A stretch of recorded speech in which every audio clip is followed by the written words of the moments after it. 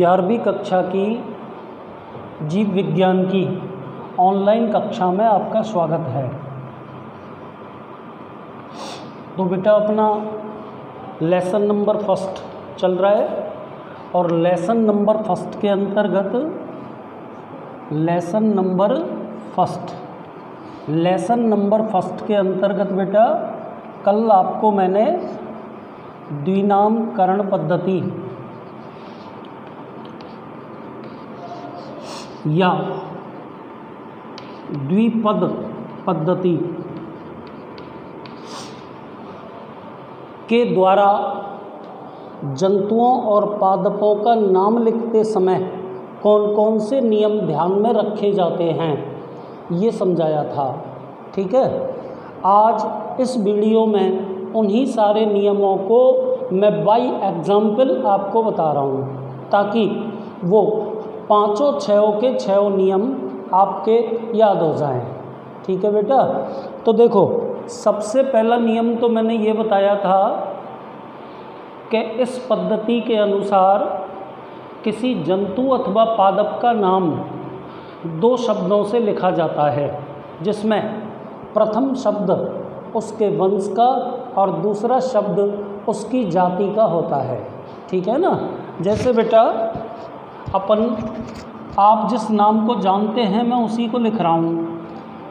ये मैंने मटर लिखा बेटा, ये तो साधारण नाम है और मटर को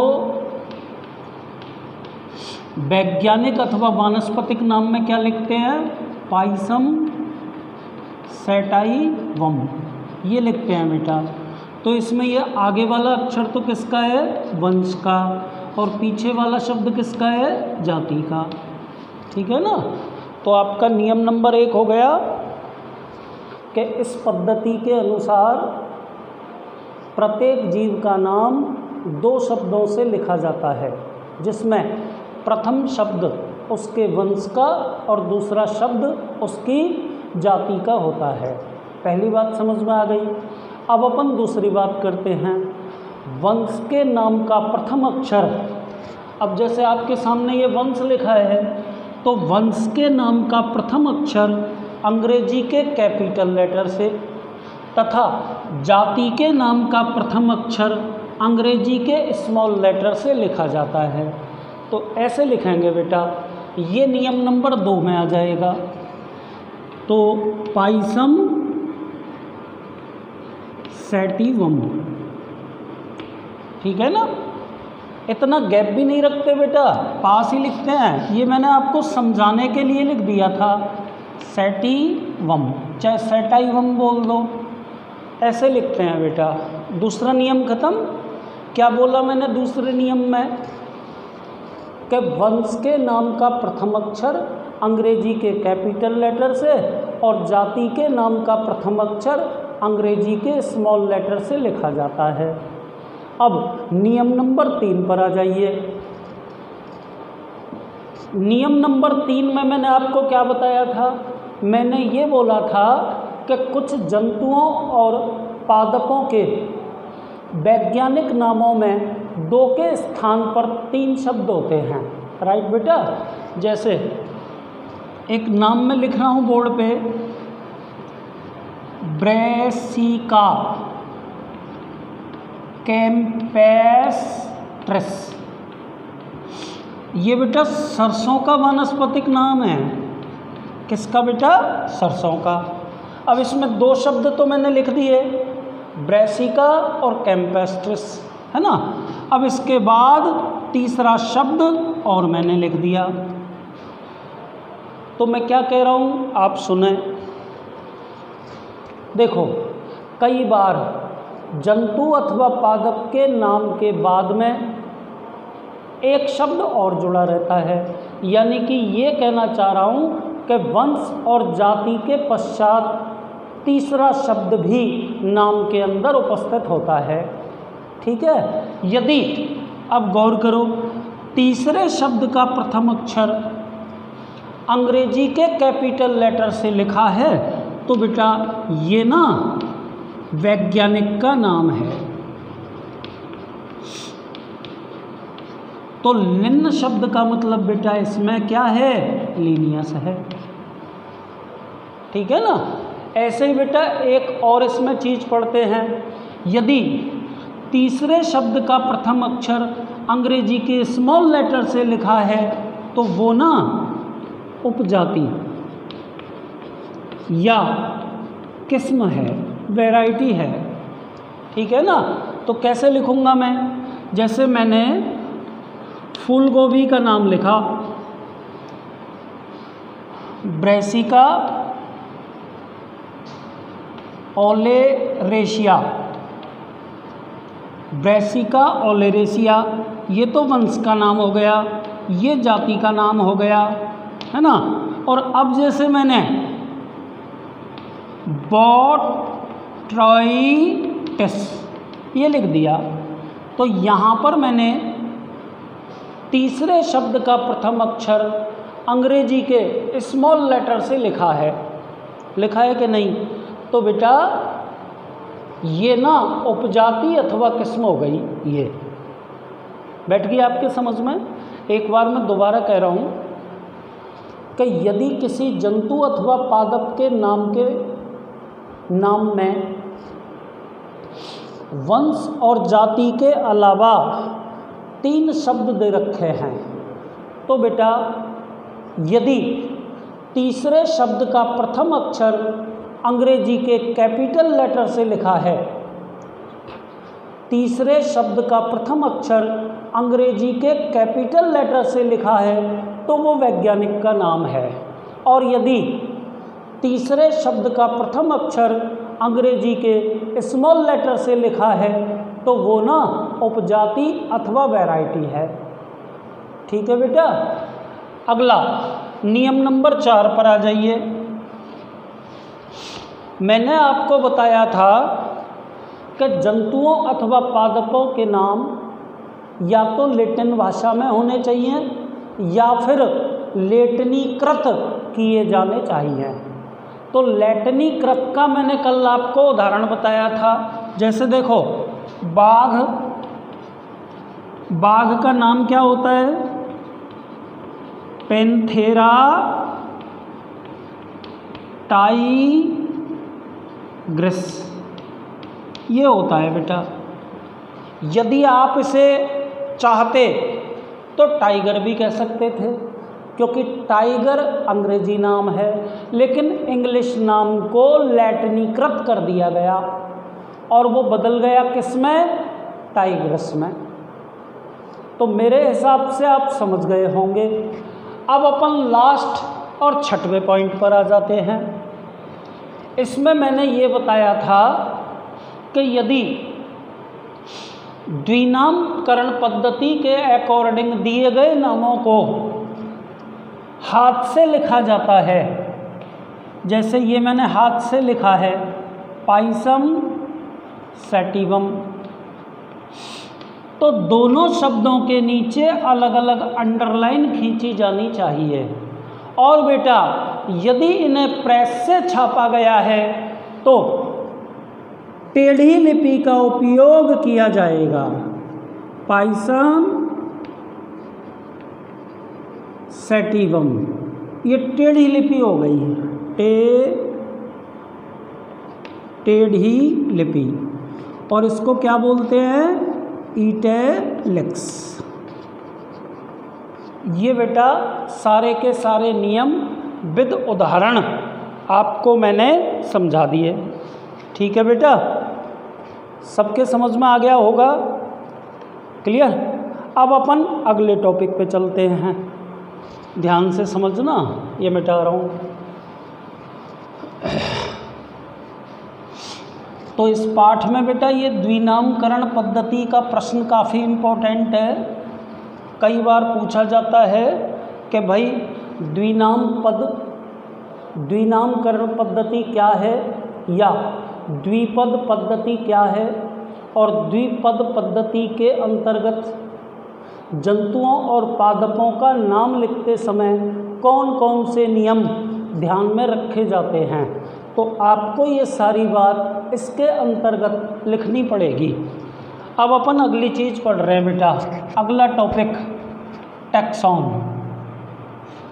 ठीक है ना, क्या लिखा बेटा मैंने बोर्ड पे, टैक्सॉन क्या है। तो अपन इसमें लिखेंगे बेटा वर्गिकी के विभिन्न पदानुक्रम,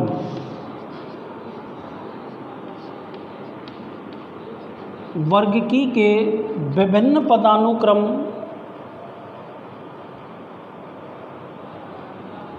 टैक्सॉन कहलाते हैं।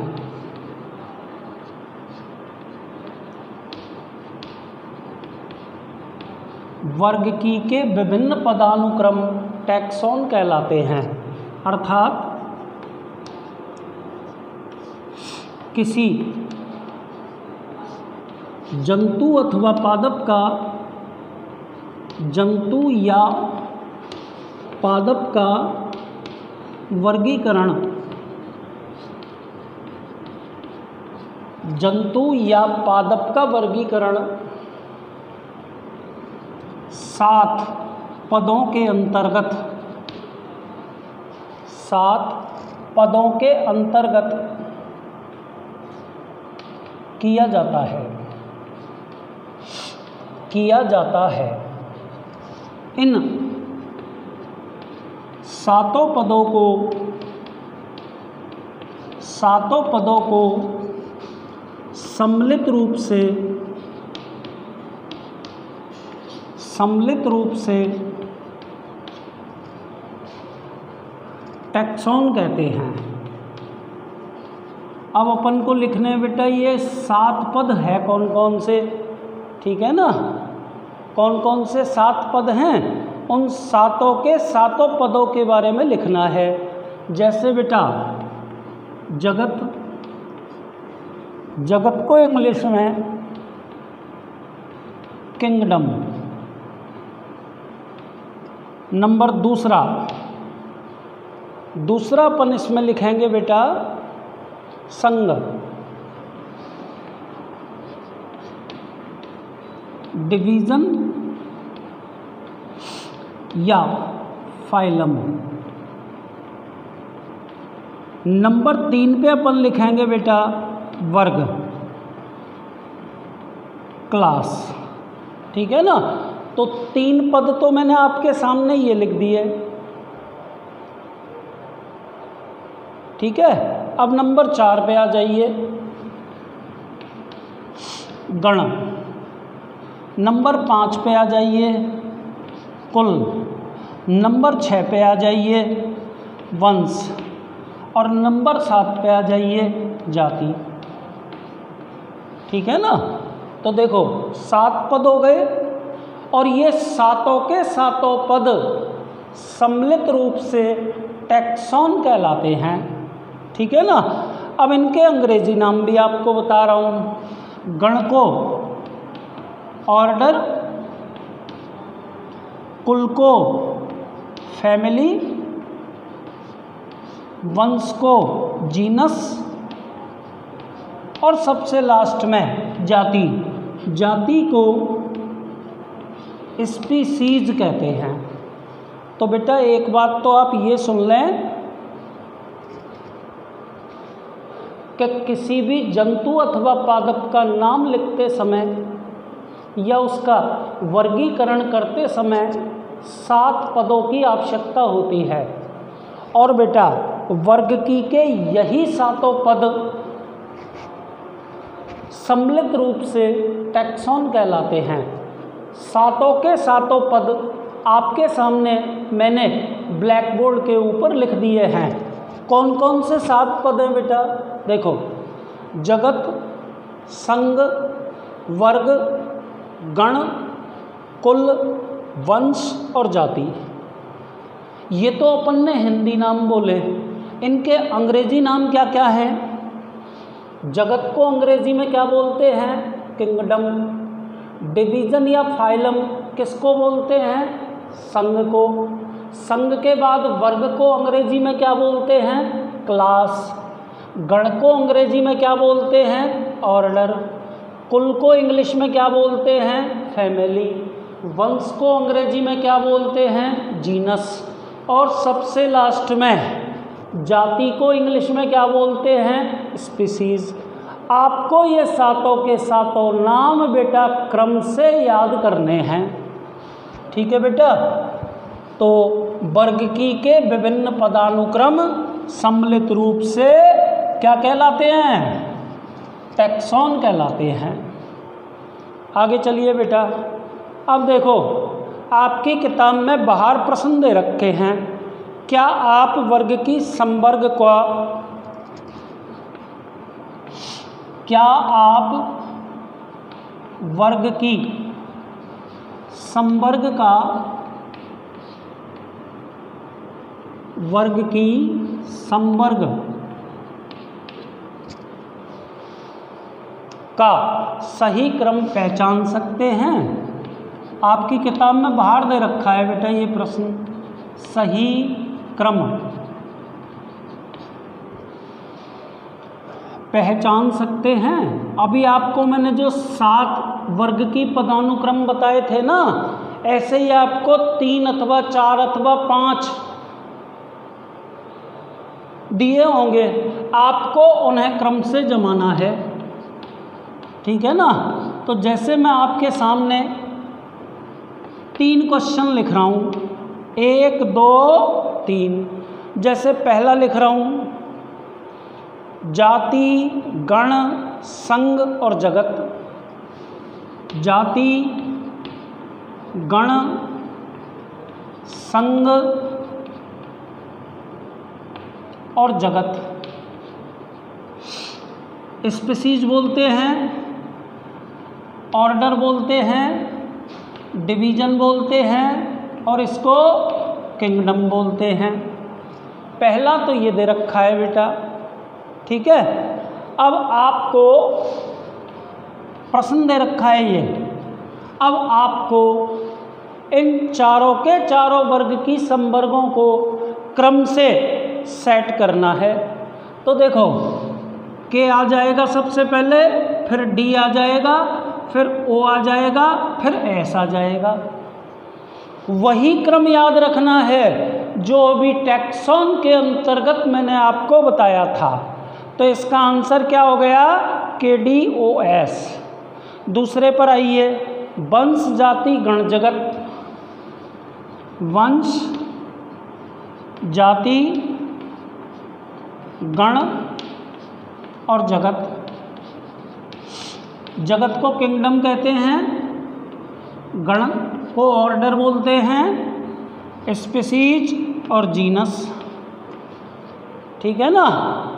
अब इसका भी आंसर क्या आप मुझे बता सकते हैं? KOGS। सबसे पहले किंगडम आ गया, जगत, उसके बाद में ऑर्डर आ गया, उसके बाद में जीनस आ गया और सबसे बाद में स्पीसीज आ गया, ठीक है।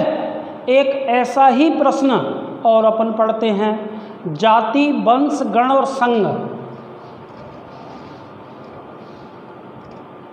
प्रश्न मैं बोर्ड पे लिख रहा हूँ, नंबर 3, जाति वंश गण और संघ। कौन कौन से 4 अक्षर आपके सामने बोर्ड पे लिखे? जाति वंश गण और संघ, ठीक है। स्पीसीज वंश को, जीनस गण को, ऑर्डर और संघ को फाइलम या डिवीज़न कह दो। अब अपन को इन चारों के अंदर भी या इन चारों को भी वर्ग की के विभिन्न पदानुक्रमों के अकॉर्डिंग सेट करना है, ठीक है। तो सबसे पहले डी, फिर ओ, फिर जी और एस। तो ये 3 प्रश्न जो मैंने आपको अभी हाल बताए हैं, ये तीनों के तीनों आपके NCERT की पुस्तक के पहले पाठ के बाहर दे रखे हैं। तो मैं आपको ये बताना चाह रहा हूँ कि इन प्रश्नों को हल करने के लिए आपको वर्ग की के विभिन्न संवर्गों को क्रमशः याद करना पड़ेगा। हिंदी में भी याद करना पड़ेगा, अंग्रेजी में भी याद करना पड़ेगा। तो एक बार आप मेरे साथ साथ बोलेंगे कि किसी जंतु अथवा पादप का वर्गीकरण करते समय कौन कौन से संवर्ग या पदानुक्रम याद रखे जाते हैं। तो कौन कौन से पदानुक्रम ध्यान में रखे जाते हैं बेटा? सबसे पहले जगत, जगत को अंग्रेजी में किंगडम कहते हैं। जगत के बाद में कौन सा आएगा? संघ, फाइलम या डिवीज़न। उसके बाद में कौन सा आएगा? कुल। अभी नीचे है। नंबर 3 पे कौन सा आएगा बेटा? वर्ग। वर्ग को अंग्रेजी में क्या बोलते हैं? क्लास। क्लास के बाद में नंबर 4 पे कौन सा आएगा? गण। गण के बाद में कुल, फिर वंश, फिर जाति, और सबके अंग्रेजी नाम। गण को इंग्लिश में क्या बोलते हैं? ऑर्डर। कुल को इंग्लिश में क्या बोलते हैं? फैमिली। वंश को इंग्लिश में क्या बोलते हैं? जीनस। जाति को इंग्लिश में क्या बोलते हैं? स्पीसीज। कुल मिला के वर्गीकी के समस्त पदानुक्रम सम्मिलित रूप से टैक्सॉन कहलाते हैं। ठीक है बेटा? तो आप मेरे साथ साथ पढ़ते रहना। आज के इस वीडियो में केवल इतना ही। धन्यवाद।